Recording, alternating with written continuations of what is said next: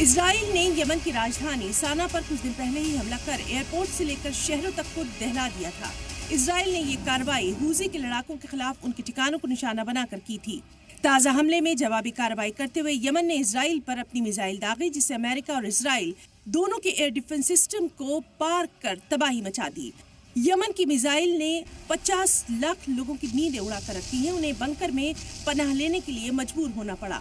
IDF نے اس حملے کی کارروائی کو منظور کرنے کے ساتھ یہ بھی مانا کہ یمن سے سینٹرل اسرائیل کی طرف داخل گئی میزائل کو وہ روکنے میں پوری طرح سے ناکام رہا۔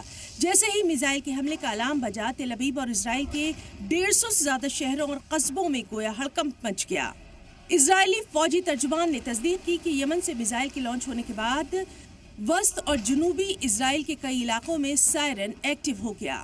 ترجمان نے بتایا کہ میزائل کو اسرائیلی علاقے میں پرویش کرتے سمے ٹریک کر لیا گیا، اسے روکنے کی کوشش کی گئی لیکن ہم اسے روکنے میں ناکام رہے۔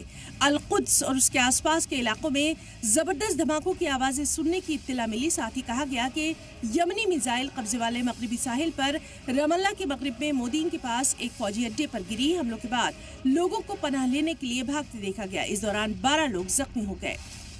اسرائیل کی فوج نے سیریا میں ایک سیکرٹ مشن کو لے کر بڑا انکشاف کیا۔ اسرائیل کی فوج نے بتایا کہ سیریا میں بشار الاسد کی سرکار رہنے کے دوران اس کے 120 کمانڈوز نے وہاں جم کر تباہی مچائی تھی۔ اسرائیلی کمانڈو نے سیریا میں ایران کی مدد سے زمین کے نیچے چلائے جا رہے میزائل فیکٹری کو تباہ کر دیا۔ یہ پورا اسرائیلی فوج کا مشن 8 سپٹمبر 2024 کو انجام دیا گیا، لیکن اب اسے منظر عام پر لایا گیا۔ اس سیکرٹ مشن کو آپریشن مینیویج نام دیا گیا۔ اسرائیل نے کہا یہ ایرانی فیکٹری مسیاف علاقے میں زمین کے نیچے کئی پرتوں میں بنی ہوئی تھی۔ اسے اسرائیلی سینا کے چرچت شولڈوگ یونٹ نے ماتر 3 گھنٹے میں پورا مشن انجام دے دیا۔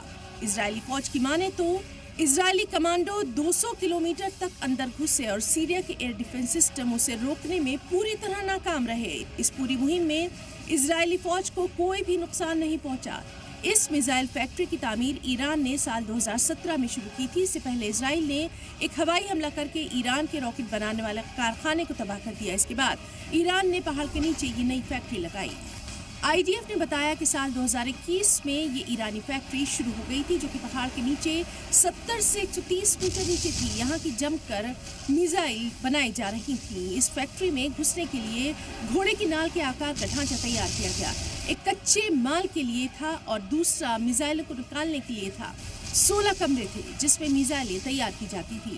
اسرائیلی فوج کا قیاس ہے کہ یہاں پر ہر سال 100 سے لے کر 300 میزائلیں تک بنانے کا کام کیا جاتا تھا۔ ان میزائلوں کی مارنے کی صلاحیت 300 کلومیٹر تک تھی۔ اسرائیلی فوج کا کہنا ہے ایرانی میزائل فیکٹری اسرائیل کی سرحد سے 200 کلومیٹر دور تھی۔ اس فیکٹری کی مدد سے ایران آسانی سے حزب اللہ کو ہتھیار بھیج پاتا تھا۔ پوری خفیہ اطلاع ملنے کے بعد اس فیکٹری پر دھاوا بولا گیا۔ اس کے لیے کئی مہینے سے اس فیکٹری پر کڑی نظر تھی۔